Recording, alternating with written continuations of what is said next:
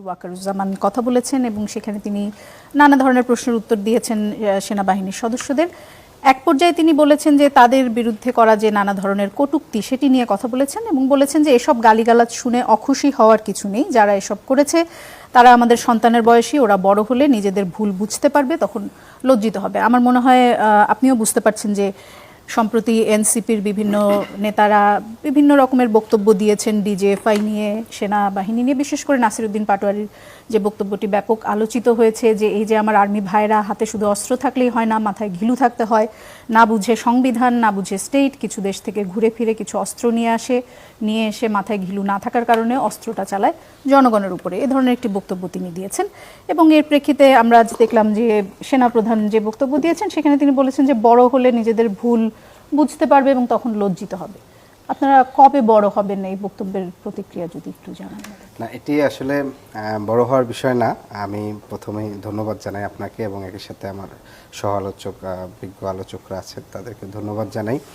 আমি নাসির ভাইয়ের যে বক্তব্য করেছে, উনি রিসেন্ট দুইটা মন্তব্য করেছেন। এর আগে 12 তারিখ মন্তব্য করেছিলেন ডিজিএফআই নিয়ে, সংস্থা নিয়ে, এবং সর্বশেষ তো আর্মি প্রতিষ্ঠান নিয়ে করেছেন।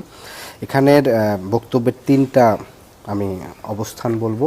প্রথমত হচ্ছে অ্যাজ এ রাজনীতিবিদ হিসাবে উনি প্রতিষ্ঠান আকারে যেটা সরাসরি অ্যাটাক করছেন, এটা কিছুটা রাজনৈতিকভাবে ওনার আর একটু সহনশীলভাবে আলাপটা দেওয়া উচিত ছিল। প্রতিষ্ঠান আকারে সরাসরি মন্তব্য করাটা ওনার উচিত হয়নি, এটা আমি আমার ব্যক্তিগত জায়গা থেকে বলি। উনিও যেহেতু মন্তব্যটা ব্যক্তিগত জায়গা থেকে করেছেন, সেই জায়গা থেকে আমি মনে করি এই বক্তব্যটা সরাসরি এভাবে একটা প্রতিষ্ঠানকে অ্যাটাক করে এবং প্রত্যেক ব্যক্তিকে অ্যাটাক করে এটা মোটেও উচিত হয় না। আপনাদের আরো কিছু নেতা কিন্তু এটা একটা বিষয়। আর দ্বিতীয়ত এটা বক্তব্যটা ঠিক হয়নি।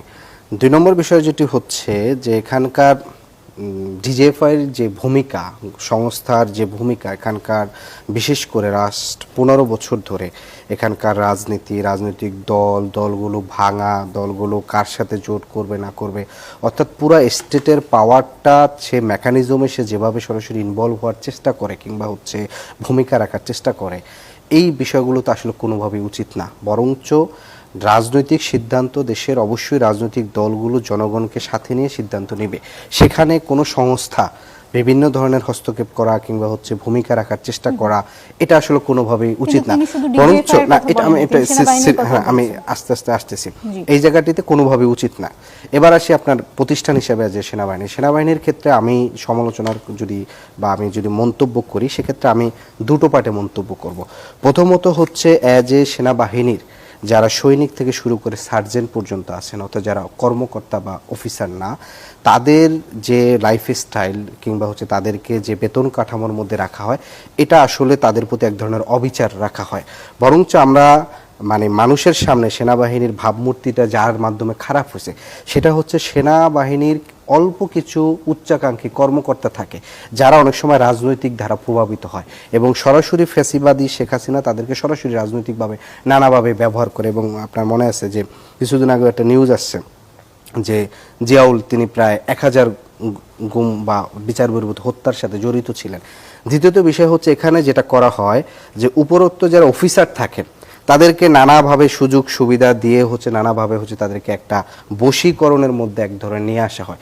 কিন্তু যারা সৈনিক লেভেলে কাজ করেন, একজন সৈনিকের যে বেতন কাঠামো, এই বেতন কাঠামো দিয়ে সে কোনোভাবেই তার লাইফ লিড করার পক্ষে সম্ভব হয় না। কারণ আমরা মনে করি, আমরা এই অভ্যুত্থানের পর আমি নিজেও অনেক জায়গায় মন্তব্য করেছিলাম, যদিও এই মন্তব্যগুলো সরাসরি ধরনেরভাবে আসে না, সেটা হচ্ছে যে সেনাবাহিনীর সংস্কার করে তাদের অধীনস্থ যাদের বেতন কাঠামো থেকে শুরু করে নানাবিধ সুযোগ সুবিধা সৈনিক লেভেলে যারা আছেন, তাদের অবশ্যই সেই সৈনিকদের বেতন কাঠামো অবশ্যই উন্নত করা উচিত।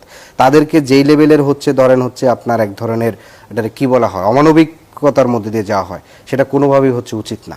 কিন্তু সেনাবাহিনীর উপরের কর্মকর্তাদের মধ্যে আবার দুইটা পার্ট। একটা পার্ট যারা সরাসরি রাজনীতির সাথে নানাভাবে সংশ্লিষ্ট হওয়ার চেষ্টা করে কিংবা ভূমিকা রাখার, তাদেরকে এটা সতর্ক হওয়া উচিত, কোনোভাবেই এই জায়গাটি ইনভলভ হওয়া উচিত না।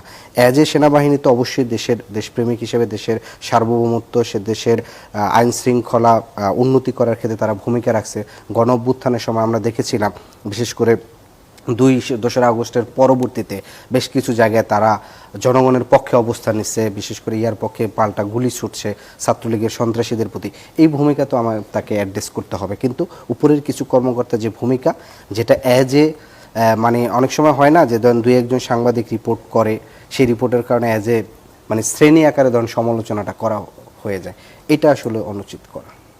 মানে ওনার এই বক্তব্য উনি যেভাবে বলেছেন সেটি অনুচিত, সেটি আপনি জি, বলছেন? আমি তার যে বক্তব্যটা তিনি যেভাবে প্রতিষ্ঠান আকারে অ্যাড্রেস করছেন, তিনি একা বলেননি, তার সাথে আরো 2-1 জন একই আরো ধরনের বক্তব্য 1-2 জন বলতে কি এখানের এরকম সরাসরি বক্তব্য তো আমার খুব বেশি, আমার কাছে আছে কথা বলছেন যে একটু মন্তব্যটা যদি একটু। হাসনাত আব্দুল্লাহ কথা বলেছেন, এটা তো অনেক আগে হচ্ছে, তিনি সেনা প্রধানের একটা প্রস্তাব নিয়ে উনি পাল্টা বক্তব্য দিয়েছিলেন, সেটার বিষয় নাকি? হাসনাত আব্দুল্লাহ বলেছেন, আমরা দেখেছি গুম খুন হত্যার সঙ্গে কিভাবে রাষ্ট্রীয় এজেন্সিগুলো জড়িত রয়েছে। 5 আগস্টের আগে আমাদেরকে ভিলেন বানানোর চেষ্টা করা হয়েছে। আমরা দেখেছি এজেন্সিগুলো মিডিয়াগুলোকে নিয়ন্ত্রণ করে, এজেন্সিগুলো হচ্ছে ব্যুরোক্রেটদেরকে নিয়ন্ত্রণ করে। সেজন্য ডিজিএফআই নামে যে সংগঠনটি রয়েছে সেটির বিরুদ্ধে যথাযথ ব্যবস্থা নিতে হবে। না, এটা তো আমিও এই দাবিটা করব। এটিও বলেছেন যে বাংলাদেশের বিরুদ্ধে যে ষড়যন্ত্র সেটি রুখতে ডিজিএফআই এর কোনো কার্যকর পদক্ষেপ নেই।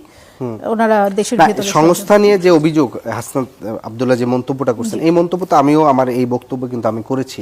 কারণ হচ্ছে ধরেন এভাবে তো আসলে সরাসরি বলা উচিত না, বরঞ্চ এরা 15 বছর ধরে যেভাবে হচ্ছে এখানকার নির্বাচন অনেক কিছু গুমখুনের সাথে সরাসরি কানেক্টেড হয়ে যেভাবে করছেন, এবং এটা তো আন্তর্জাতিকভাবেও হচ্ছে বিভিন্ন মানবাধিকার সংগঠন তারা যে রিপোর্ট করছে সেখানেও তারা দেখিয়েছেন যে বেশ কিছু কর্মকর্তা যখন র্যাবের দায়িত্ব পালন করে, প্রতিষ্ঠান আকারে র্যাবের প্রতি কিন্তু সরাসরি এক্সট্রা জুডিশিয়াল কিলিংয়ের অভিযোগ আছে, এবং তখন র্যাবের প্রধানগুলোর বিভিন্ন দায়িত্বে যারা ছিলেন যেসব সেনা কর্মকর্তা, সেগুলো নিয়ে তো নিউজ হয়েছে, এবং এটা অনেকটা প্রমাণিত কাছাকাছি পর্যায়ে। ফলে এই ভূমিকার তো আমি সমালোচনা করবো, সেটা হাসনাত আব্দুল্লাহ যে সমালোচনা করছেন এটার